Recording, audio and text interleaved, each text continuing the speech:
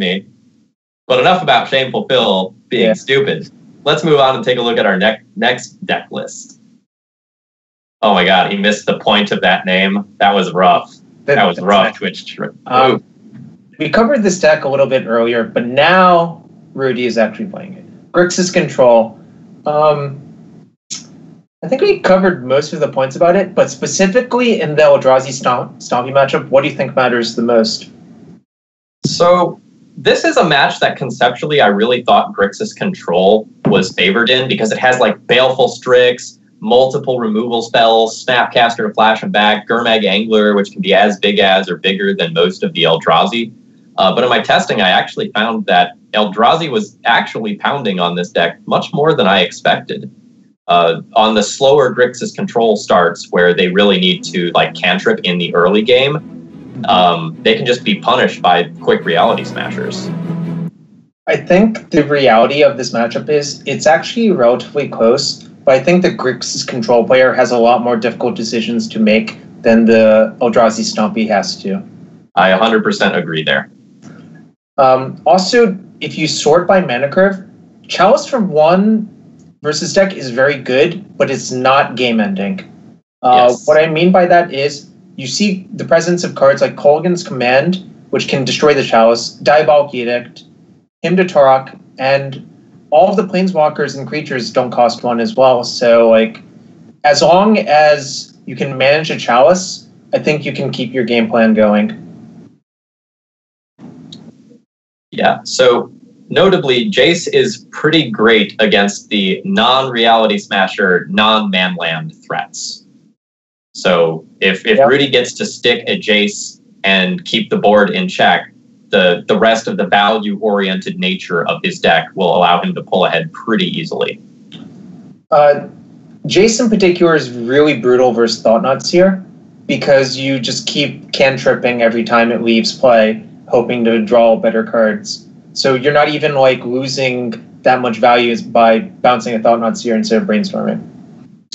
So who are you voting for here? Is this Bryant with the clean sweep, or is Rudy going to take one here? I'm going to take Rudy's side. I'm also going to take Rudy's side. I really like Briksza's Control, and we've seen it be phenomenal in the hands of Reed Duke and Brian Brown Dune. I also don't think Rudy is likely to draw as poorly as he's drawn in the last 2 matches. It's gotta break for him sometime. That sounds like a death knell waiting to happen now. But let's get down to the match. All right, Bryant has won the die roll. Not a good sign for our hero, Rudy. So it looks like Bryant can produce a turn 2 Thought-Knot Seer. Awesome. Probably keep. Ironically, Rudy's hand can Fatal Push the Thought-Knot Seer being on the draw. Like, this is a scenario where maybe you leave up the Tarn and Fatal Push. I'm not sure 100%. Not having this access to the second land immediately is a little scary. Yeah, probably going to see a Ponder here to ensure the second land drop. I think I like Ponder since he also does have the Force of Will, because if a Thought-Knot Seer comes down, it can't come down off of Cavern unless you get into like the Cavern and Spirit Guide and Thought-Knot Seer. By the way, Crisis averted. Rudy shuffled and hit a blue Delta. We are going to have a game of Magic, ladies and gentlemen. So I actually think Liliana's Veil is pretty powerful in this matchup, just because it can deal with the bigger creatures effectively. It's also something that takes the focus off of your life total for a turn.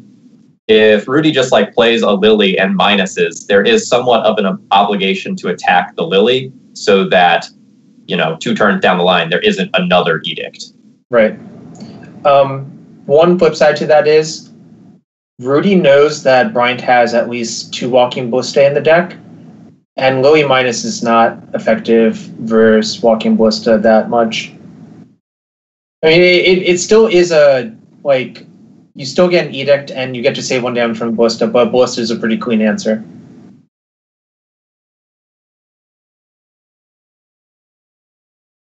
So So we're going to see the Thought Knot here? Probably, right? I imagine that when you have the opportunity to cast a Thought Knot, you do cast a Thought Knot most of the time. This merits a Force of Will from Rudy. Pitching the Ponder here over the Brainstorm.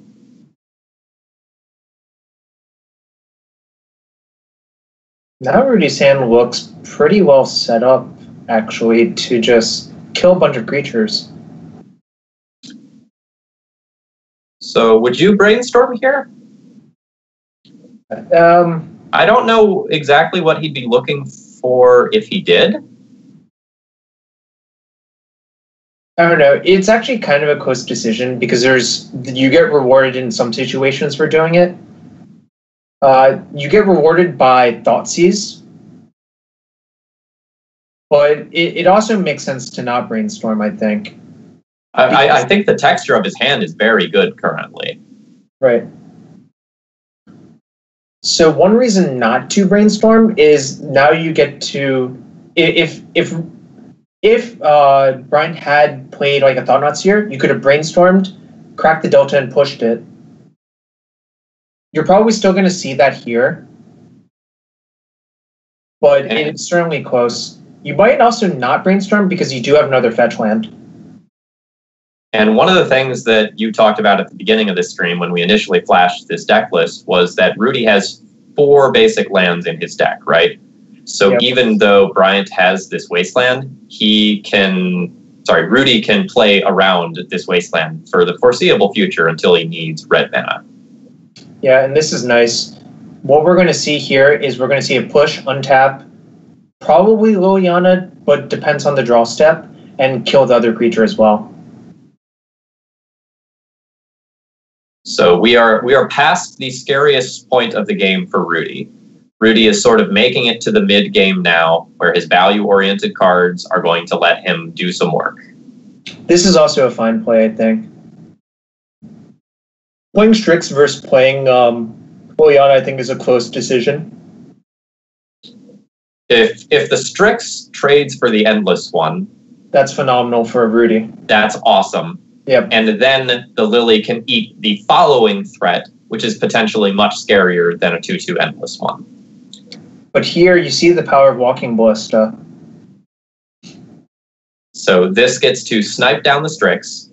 And also can be sacrificed to Liliana Veil.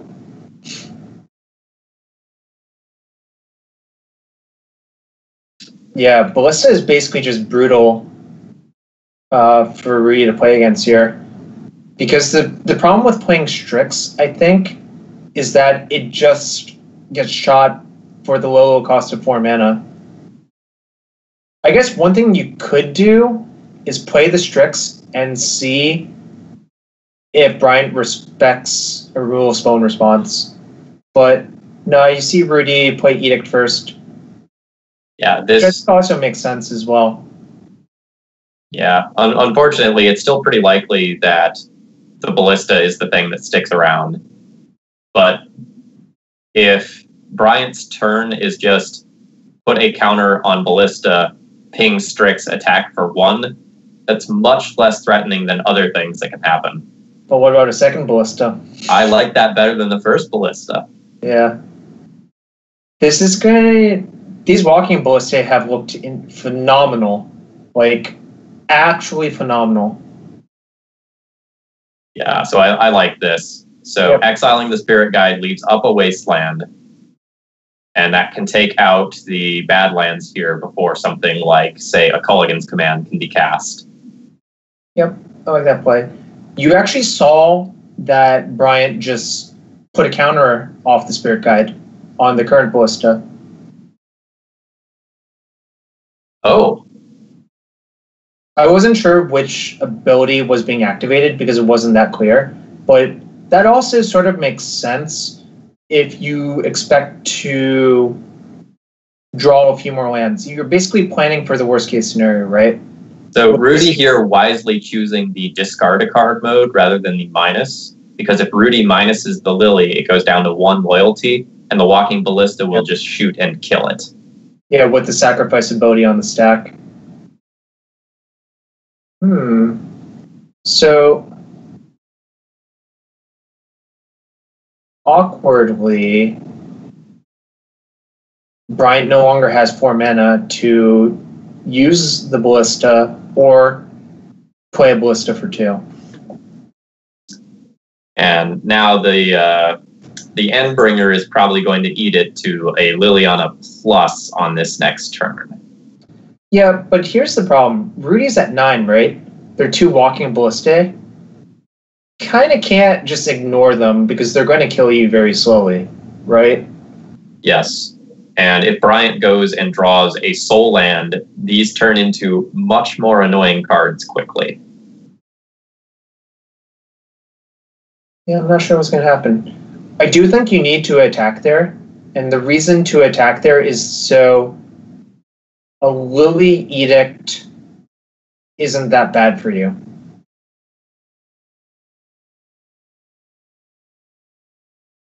And yeah, Bloodstained trading with an Endbringer effectively. There's the Soul Land. That's actually pretty good for Bryant. So you can attack Liliana with both, pump one of them to 2, then shoot the Liliana. I believe we're going to see that. Yeah, I think that's what's happening. Bryant is probably going to be pretty favored now. Yeah, if Rudy were at 6 or less, I would not do that. But Rudy is certainly dying again. Remember that part where I said Rudy couldn't possibly draw poorly another match in a row? He had a lot of interaction early on, but lands in the last couple of turns have been a little rough. Right. It looks like unless we draw... a K command would be spicy. K command would be good. Also, drawing a cantrip into K command would be good. Would Jace do it? No. Alan kills Rudy. That sucks. Womp womp. Womp womp womp womp. All right, so looking at sideboarding on Rudy's side, we quickly see the Ensnaring Bridges and Toxic Deluges coming in. I expect to see the Engineered Explosives as well. That's probably about it, probably trimming on some number of 1-drops to decrease the power of Chalice. Yeah, and Thoughtseize is a little bit worse on the draw, I think, as well, which is why you saw them exit the deck. And then on Bryant's side, we're probably going to see Spyglasses come in for the Planeswalkers. And I don't know if we go like as deep as All Is Dust to sweep the Planeswalkers off the battlefield. Like it's a nice answer to them, but the games where you win are probably over by the time you get to 7 mana anyway. One thing I don't like about All Is Dust is that it's really vulnerable to Hymn to Torok. Like it kind of rots in your hand until it's good, right? Yeah, I agree with that now that you point that out. It's also something that is somewhat likely to be seen at some point in the game. Like, I guess the Thoughtseizes have come out here. So maybe I take that back.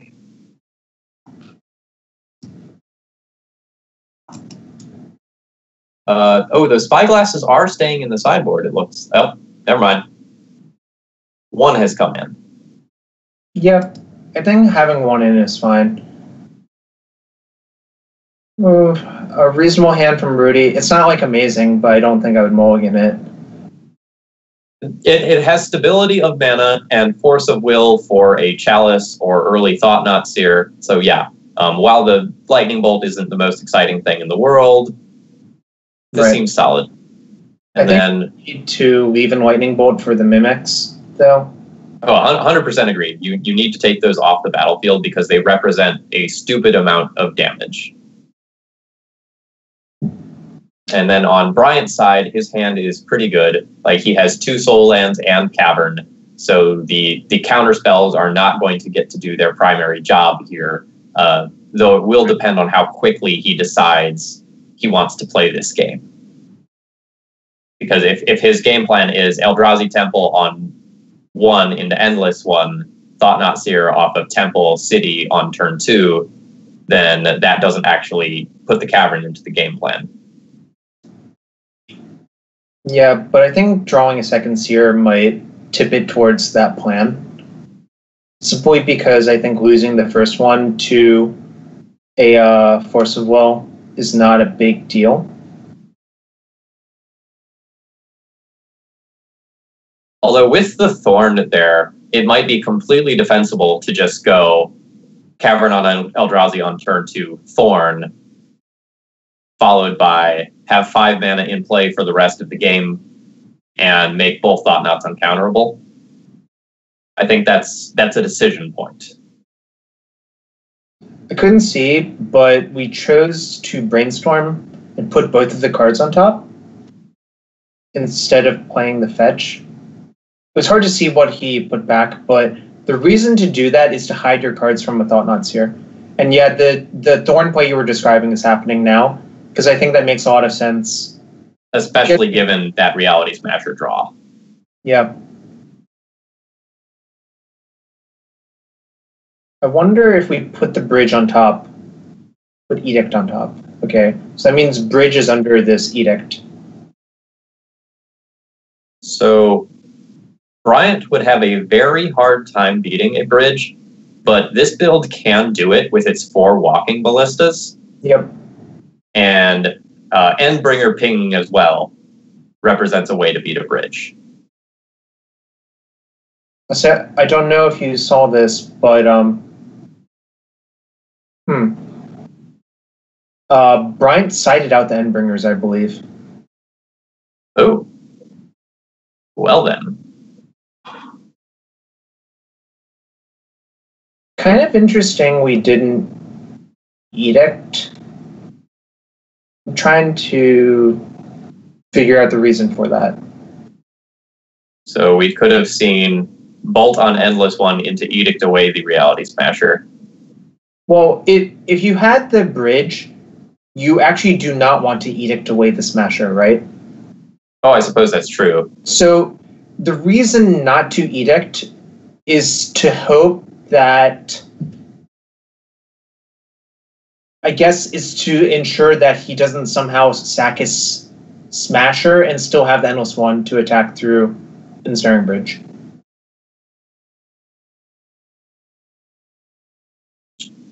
I don't think the Ballistae were pulled. It looked like Bryant left in all of his Ballistae because it does line up very well versus Baleful Strix. So this is going to be a weird game. We actually might see a game where Bryant literally has to assemble a bunch of Ballistae to win. 9 damage isn't a ton. That's like... that kind of is a lot, actually, because assume your first Ballista is either 2 or 3. Yes, then that's still like 30-ish, 28-ish mana. That's not fast. And yeah, we're seeing the power of Ensnaring Bridge versus what I would call small Eldrazi Stompy. I think the bigger Eldrazi Stompy decks typically have Ulamog, so Ensnaring Bridge is not even an issue. So Eye of Ugin tutors for a colorless creature, right? Yep. So that can tutor for a Ballista. Do you want to know the most obscure creature I've searched up with Eye of Ugin? All right, Jarvis, I'm in. Spellskite. That's a good one. Splinter Twin in Modern. So I tapped my 3 Urzatron pieces and eyed up Spellskite because it was the safest play. I respect that. Ooh, speaking of Eye of Ugin. Oh, hello. Hello. Jace, though. Jace might be greater than all here. So, interestingly, this is not necessarily the time to be brainstorming with Jace because that works away the the like ensnaring bridge advantage. This is probably just like turbo fate seal time. I think you could have brainstormed once because it only puts one card into your hand, right? Then you would have 2 cards in your hand and they're all 3-power creatures. So the one issue with this line of play is, at some point, giving them the lands is actually bad, right? Because look at how many lands they have. 1, 2, 3, 4, 5. So you cannot give them a soul land, like an actual soul land. You can give them almost any creature, though, I think. Yeah, the creatures seem to be irrelevant now. I mean, if you see Walking Ballista, that presents the hardest decision, though. Right? Yeah. Because you basically have to bottom it because it's the ideal draw in this scenario. So if his library is stacked as Walking Ballista, Soul Land, it's going to be really, really, really hard for Rudy to get out of that. Note, you're seeing Bryant make an enormous Eldrazi just as a blocker for anglers later, I think, in case if the game somehow looks like that. I don't think it's likely to, but it could, hypothetically could. What was that card? That was a Reality Smasher. Okay, absolutely fine. I believe we're going to see Jace sculpt the mines before the game. Yep, I think this one is all but locked up here. Well, all right, yeah.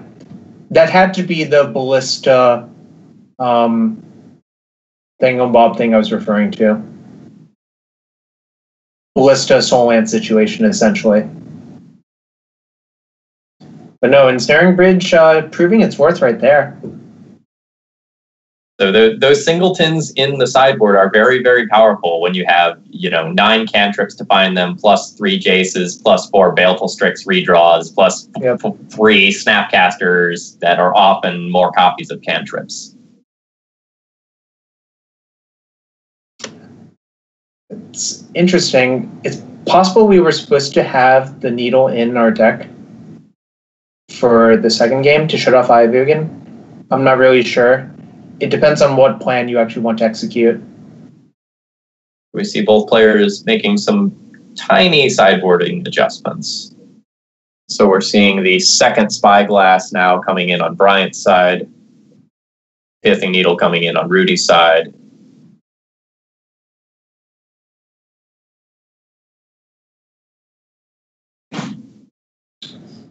Yeah. Also interesting point is that Needle on Ballista plus Ensnaring Bridge, I think, given the configuration, would force Endbringer as the only out now. Yeah, and if the Endbringers were sided out before, they are back in now after seeing Ensnaring Bridge. I'm sorry, I misspoke, Japes. Obviously, I'm not aligned with either person.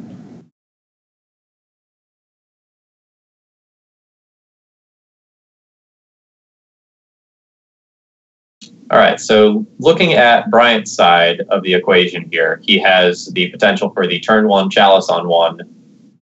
Backbreaking, except there's engineered explosives. Whoops. That's a good card to explode away. One of the best, really. So the last card, Walking Ballista, 3 other lands, Spyglass. So Bryant's hand is going to be a little soft in the short term because this Chalice isn't going to do what he wants. Right. Unless he now Sorceress Spyglasses the engineered explosives. Yeah, that's something that might happen. The other card you could Spyglass is Bloodstained Mire, depending on how greedy you are, but I don't think that'll end up happening. I don't think I'm greedy enough for Mire when my opponent has 2 lands in hand and Ponder. Mm-hmm. But I've lived that life before. Right. And also the explosives, look at Brian's hand. It's literally just 0 drops. Right? Just an XX creature and an X creature. Both of those would just die to the explosives. So a Baleful Strix coming down, which seems like it will probably trade for 1 Walking Ballista counter at some point. Yep. One thing to note, which might have been kind of subtle, the reason Rudy played the EE early on was to play around Thorn of Amethyst. Rudy's deck has no colorless mana sources, so that's the only way you can play explosives for 0 versus a Thorn of Amethyst. So here we see the Endless One being run out for 5, which looks poor in the face of Baleful Strix, but with the Walking Ballista in the hole here, which can come down on either 2 or 3 next turn, it actually presents quite a bit of damage.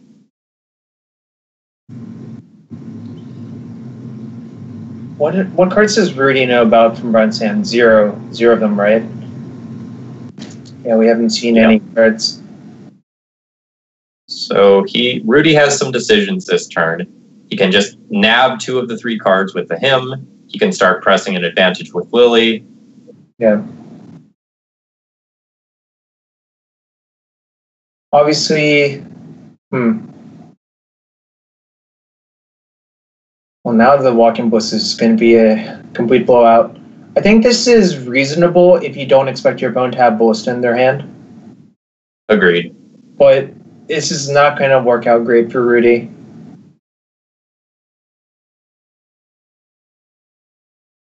So this can be Wasteland, Badlands, plus a Ballista on 2. That seems like a pretty respectable turn. Yeah, Rudy's just kind of getting dismantled. I think Bryant has drawn kind of well, and Rudy's drawn kind of poorly in this match. But sometimes that can happen. We're not playing chess.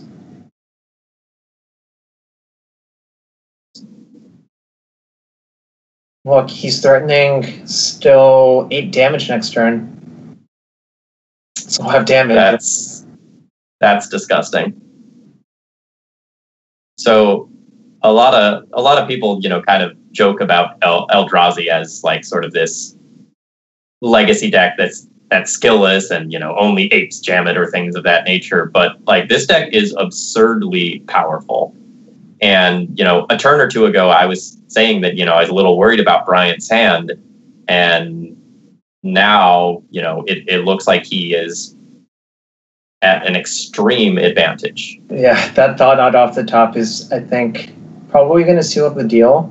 I mean, so the card that Rudy could draw that swung games around in Game 2 was Ensnaring Bridge, but the difference this time is that Bryant has the Walking Ballista already in play. So a Toxic Deluge off the top would be sweet. How about Polluted Delta? It's less good.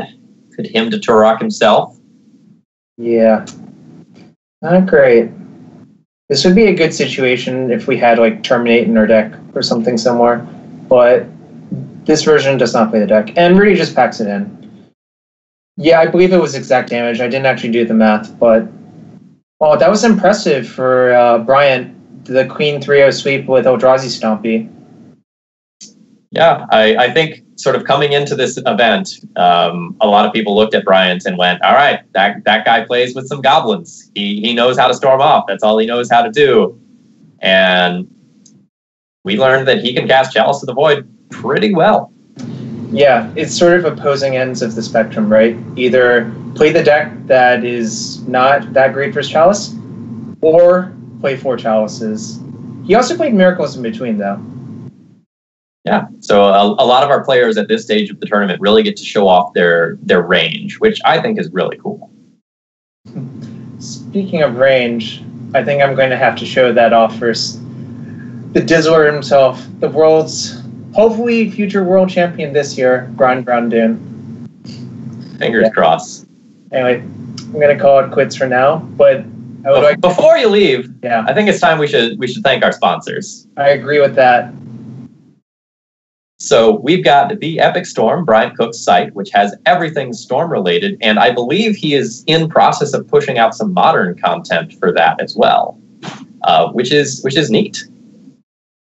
We also have MTG First over in Maryland. You've played at quite a few of their events, right? Oh yeah, the guy who runs the shop, Jason Cho, phenomenal person. He'll be vending the SCG this weekend if you guys getting cards from him as well. All right. We also have to thank the wonderful Card Hoarder for going and letting us borrow all of these cards for the Legacy Premier League. At this stage, all of our players are playing 3 different deck lists, and a lot of them don't own all of those deck lists on Moto, so we literally could not run this event without them. Right. And then finally, we have Cardboard.live running the awesome extension that you are seeing on your screen. I think they're the future of Magic coverage, and I'm really hoping that some bigger tournament series start to pick it up and incorporate it into their events. Yep. Anyways, I'm excited to play my match now, so I'll see you all on the other side. All right. Good luck, Jarvis. Thank you. And chat, we'll see you again soon. We'll be right back.